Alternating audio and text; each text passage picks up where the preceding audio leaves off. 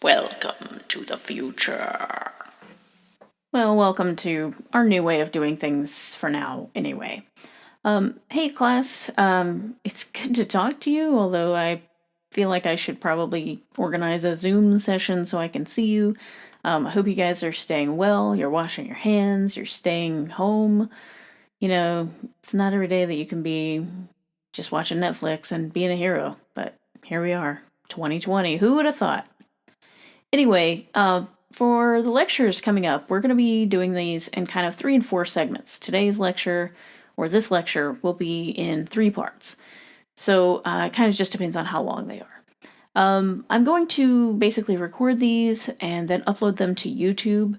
You will still have to access them via the Blackboard page because A, you have to go to the Blackboard page, and B, I'm gonna make them private videos on YouTube because I don't want like weirdos coming in and listening to our class and then critiquing me and leaving snide. You know how the internet is. Anyway, for this lecture, part 1 is going to examine the interactions between China and Europe, and then Japan and Europe. And then part 2 of the lecture is going to look at Japan, Korea, and China's relations. And then and I'll just spoiler alert, it's not great.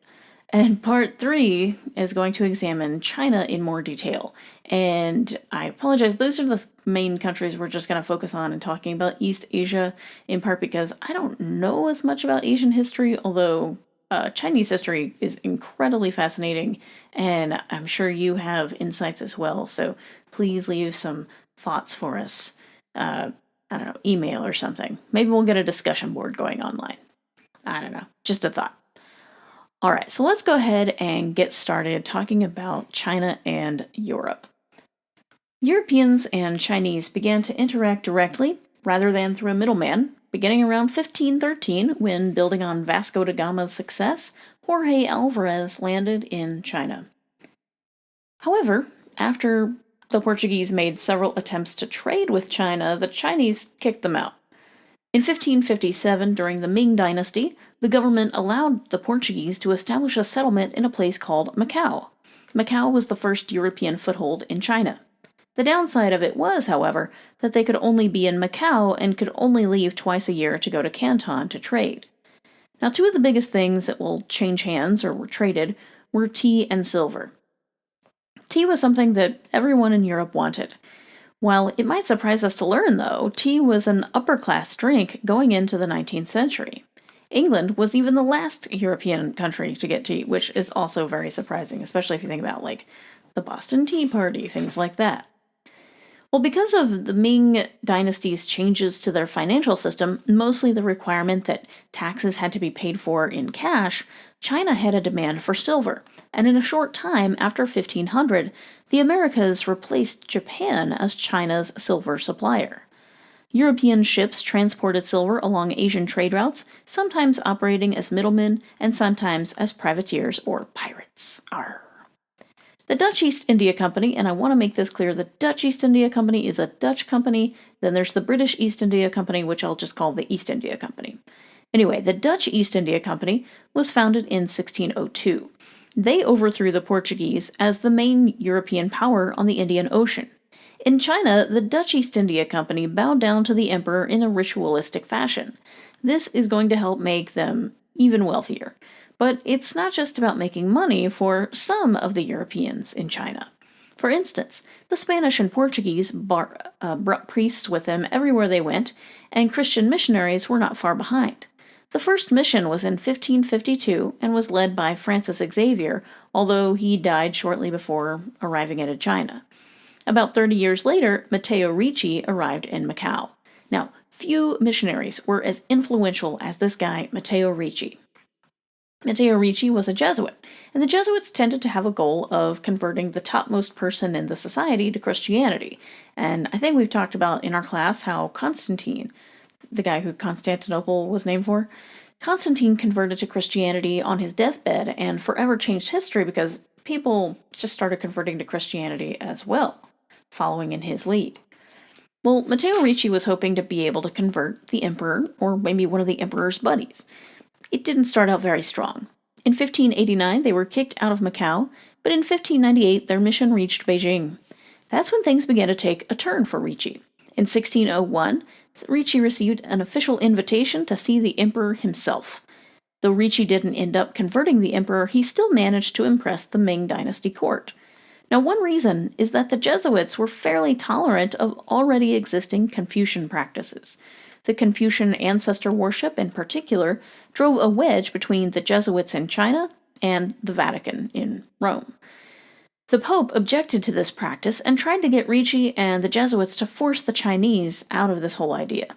The emperor responded by forcing the Jesuits to sign on to a document saying the emperor was right and the Confucian ancestor worship was okay. Those who didn't sign it were kicked out of Beijing. Another reason the Ming Dynasty liked Matteo Ricci is that they're interested in what he might be able to teach them about the West. Ricci told them about the New World and drew a map showing North and South America. More astonishing were the astronomical instruments that he brought with him. No more naked eye astronomy for the Chinese either. Matteo Ricci and other Jesuits helped to bring China into the wider world of exploration and trade. Jesuits proved to be cultural and political go-betweens, and we'll see an example of that later on in the lecture, different part of the lecture. But basically, all this goes back to Ricci. When he died in 1610, he had basically been converted to be a lover of Chinese culture and traditions, and the Ming Dynasty loved him back. In fact, upon Ricci's death, rather than sending his body to Macau for burial, as all foreigners were supposed to be buried at Macau, Matteo Ricci became the first foreigner buried in the capital, Beijing. Now, that's how much he meant to them. As for the rest of the Jesuits, however, after the Qing Dynasty takeover, the Jesuits lost their prestige, and later emperors persecuted Christians rather than tolerating them or even naming them to office, as some had done in the Ming Dynasty. The intellectual exchanges between the Jesuits and the Chinese that took place thanks to Ricci and his Jesuit pals went both ways. The Chinese learned more about astronomy and geography, and they also learned Western medicine such as quinine. The Qing Emperor Kangxi fell ill with malaria. The Jesuits had quinine from the New World to help treat him. Kangxi's recovery inspired him to order the creation of medical texts in Manchu for Chinese doctors to use. The Jesuits translated languages and wrote extensively to the folks back home in Europe about the Chinese. That, in turn, created a demand for Chinese goods among the wealthy and aspiring middle classes. Jade, jeweled room dividers, painted fans, carved ivory, silk, porcelain, tea, and wallpaper became hot commodities in Europe. Trade and the economic relationship was the most important to the Europeans, and it showed when Britain would later wage a couple of wars to get access to that trade, which we'll start to kind of tease out with the Industrial Revolution lecture. Switching gears to Japan, we need to talk about connections between Japan and Europe. Again, the Portuguese were the pioneers to Japan, arriving in 1543. One of the most important things that the Portuguese brought were guns. Within 30 years, the Japanese warlords, known as daimyo, and that's spelled D-A-I-M-Y-O, the daimyo, these are the warlords. They were fighting with these Western firearms, but they kind of made new and improved designs to kind of further arm themselves. Aside from weapons, few European goods found a market in Japan. Other than porcelain, few Japanese goods went to Europe, although some major exceptions included Japanese silver and copper. Japan traded with China, so the Europeans didn't really offer anything that they couldn't already get. Jesuits came to Japan, but they were not as successful as they had been in China. Francis Xavier arrived in 1549 and was the main Catholic missionary in Japan. He had previously been in India and came to Japan in hopes of getting permission to go to China. He spent 2 years in Japan before he died. The Japanese elite mostly responded with skepticism, because it was foreign and they thought it was disruptive. Ordinary Japanese people, though, converted in somewhat large numbers. In fact, by 1550, there were about 100,000 Japanese people calling themselves Christians. One daimyo, or warlord, gave the Jesuits the port city of Nagasaki, and that's not the last time we're going to hear about Nagasaki. Another leader sent an official delegation to the Vatican. A century later, there were about 300,000 Japanese Christians and even some Japanese priests, but the success was short lived. In 1614, the samurai regime issued a decree banning Christianity and charged its adherents with seeking to overthrow the true doctrine, change the government, and seize the country. Some missionaries left Japan, others chose to work underground, out of sight. The government began persecutions in 1617, including beheadings, crucifixions, and forced recantations. These persecutions destroyed almost the entire Japanese Christian community. Additionally, the Japanese cut off almost all trade with Europeans as an effort to keep out Christianity. The Dutch were allowed a small port in Nagasaki, but if we think about the Dutch motivations in the New World, that kind of makes sense. And I know Japan's not the New World, but think about the Dutch motivations for anything in the world. They're not out to convert people to Christianity like the Spanish and the Portuguese. They weren't out to convert, but they were out to make money via trade. And they didn't care as much about the religious aspect of who they were trading with.